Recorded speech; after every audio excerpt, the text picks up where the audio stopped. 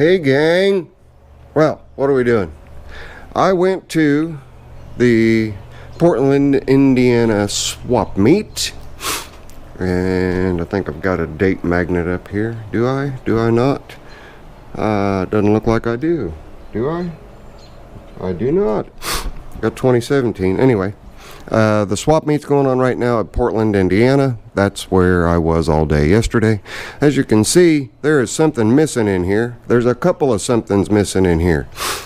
The floor is bare except for Keith's stuff over here and the workhorse wheel horse back there, which has the wrong ignition key switch in it, and it's draining the battery and blowing fuses and not starting the machine. So I got to tend to that. I had a really good day at the Portland show. Let me turn the microphone around and let you guys stare at my ugly mug while I'm talking to you. How about that? Give me just a second here. That's my hand. Say hi, hand. Okay, what's up? Let me go ahead and mount this just real quick. Give you guys a talking to. So, sorry about the sun glare.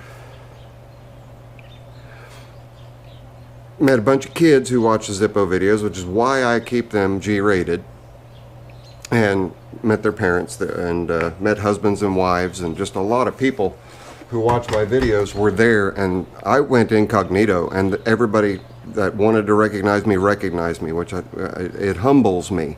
It truly does. I'm just me. I do what I do to help people out, and it humbles me. It makes me feel really good.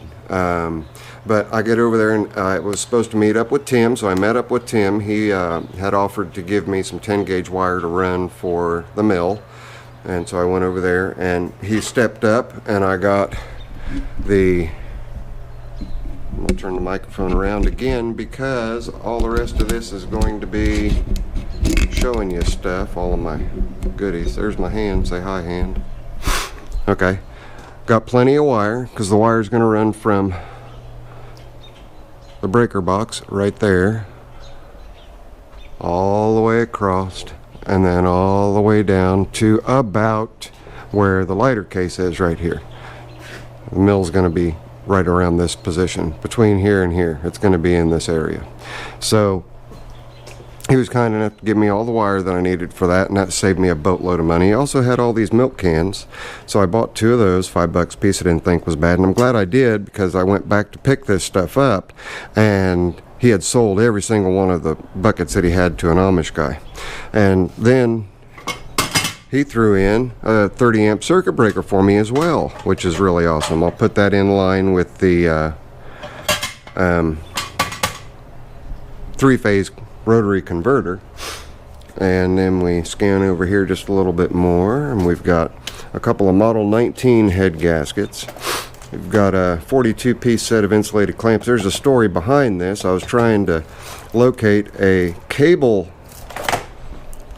securing clamp, and I would imagine that at least one of these cables here would have one. Right there. That little guy right there. That's what I was looking for. And everybody, Muggsy kept saying, "You're not going to find one, you're not going to find one, you're not going to find one." And I said, "Muggsy, you don't know me very well. I will find one." And Brian and I went on a hunt, and Brian wound up finding one, and he got it for free. So we got that taken care of to put on Muggsy's beautiful B12. I have a picture of it. Let me show you guys here. It's the one that I rebuilt the engine for quite some time back, if you remember. Let me get into my pictures. There you go. Absolutely gorgeous. And funny story, if you look right back here, you see a carryall. You see the carryall back there? That carryall I picked up in western Indiana, along with the old Squire, which is sitting outside over here, and a number of other things. And I just gave it a quick haphazard paint job, not a restoration. And then I was contacted by a guy that absolutely had to have it, so he came, picked it up, and it went up to Michigan was up in Michigan forever. Somehow it came back down to Ohio. When it came back down to Ohio, Brian Ozengay wound up buying it, unbeknownst to him that it was the one that I had. And then Brian found that he didn't use it enough, so, and he knew that Muggsy was looking for one, so then Muggsy bought it. So it's funny how everything came full circle on that carryall. Now I've got my old beater carryall sitting over here that is, you know, it serves me just fine. It does everything I need it to do. But you know, the carryall's great for, you know, if you're shoveling something up. Yeah, this is a prelude to something else that I've got, is what I'm doing here. The carryall's really great. You can take a shovel with you and shovel up whatever you need, mulch or whatever, into the bucket or into the carryall. Take it where you need it, pop the tailgate up, dump everything out, and go through all that hullabaloo. Or, and I say or, you can use my newest implement, which is a Simplicity Power Bucket. That's right, Simplicity Power Bucket, and there's an actual Simplicity tag on it. I just need to find it.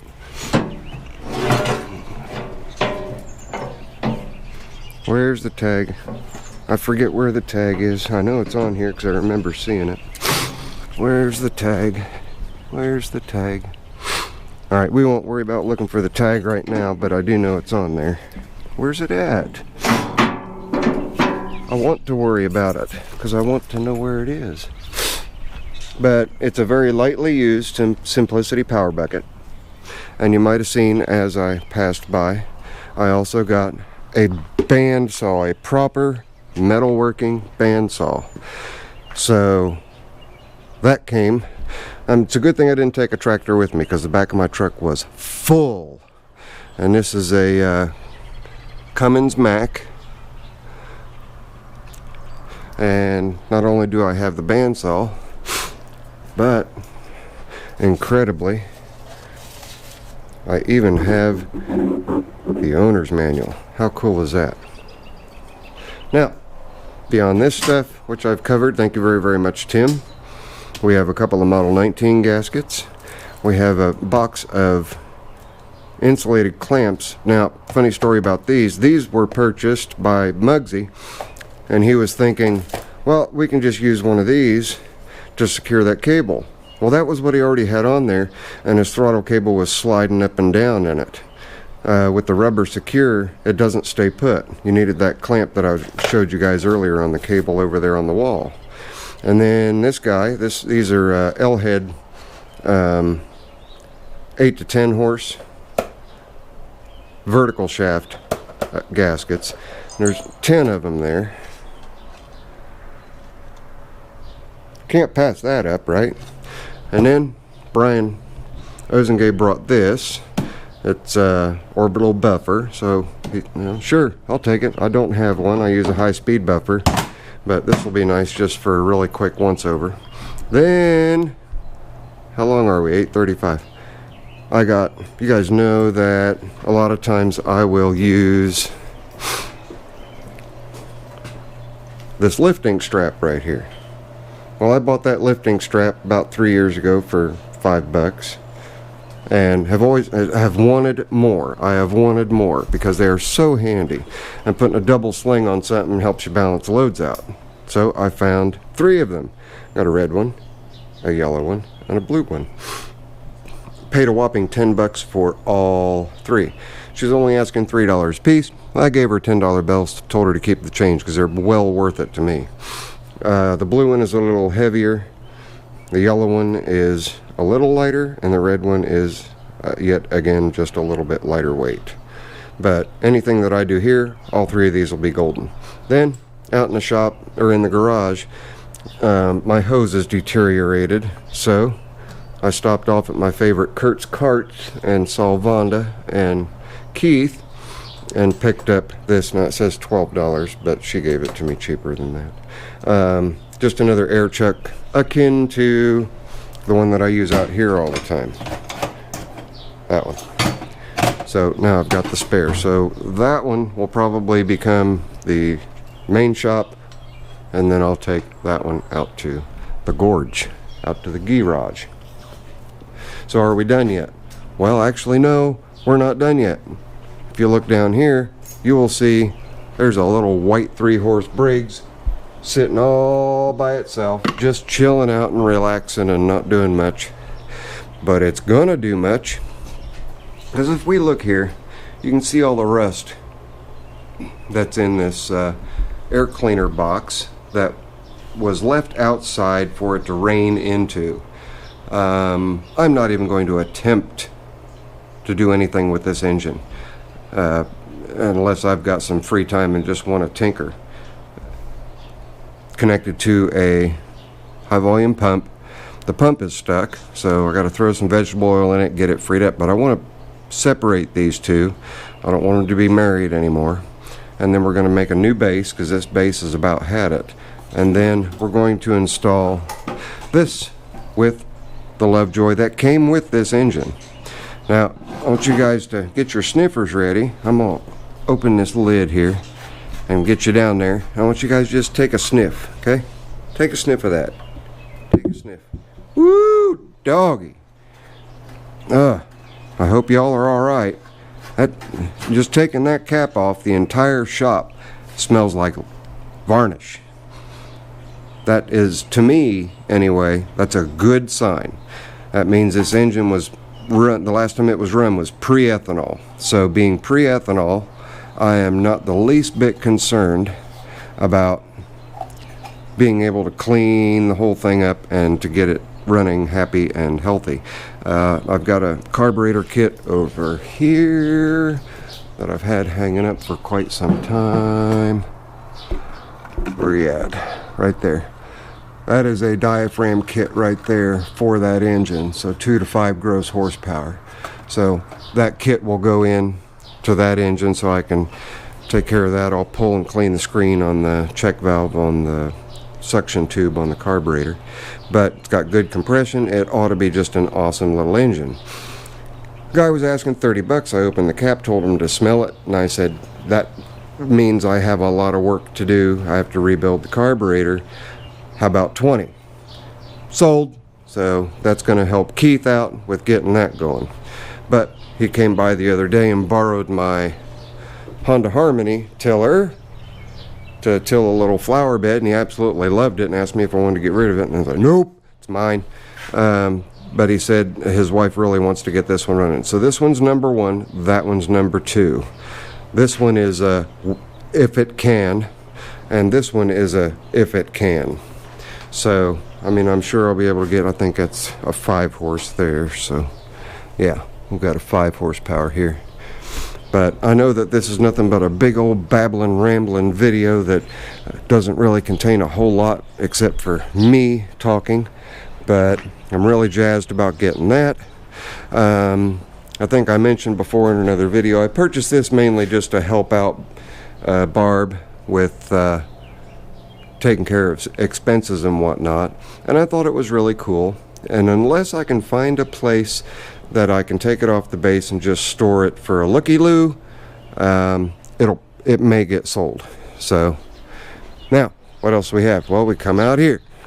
There are a total of 4 steel chainsaws in here. I think an 015, an 009, a couple of 015s and an 009. Yeah, 009L.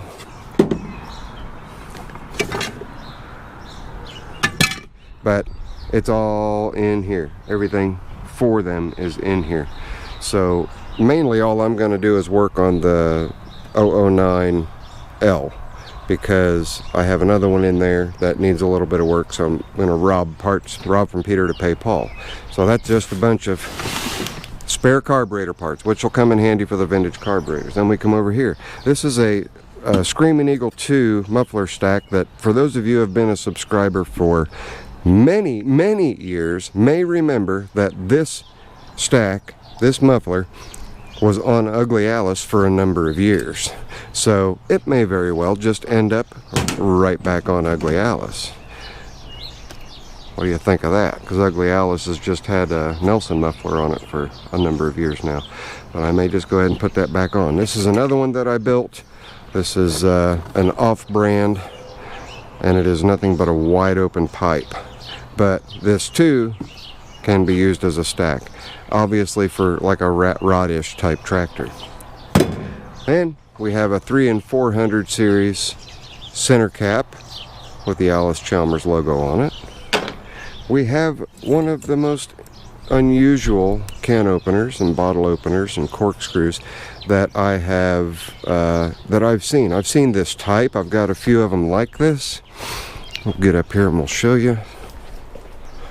I know, long video, right? Well, there's a lot to cover and a lot to talk about. Okay, so if we take a gander, let me get up on the step stool and get the light on. Let's see. Okay, you can see right here, here's a couple right here that are akin to that one. But this one has so much more. It has a can guide for when you're opening cans. It has a bottle opener. And it also has a can punch that folds under, and it has the corkscrew. Just a really neat little addition to the collection here. So if any of you guys have an odd, unusual, neat, or nifty bottle opener or can opener, as you guys can see, I've got a couple here. In fact, there's real close to 100 there.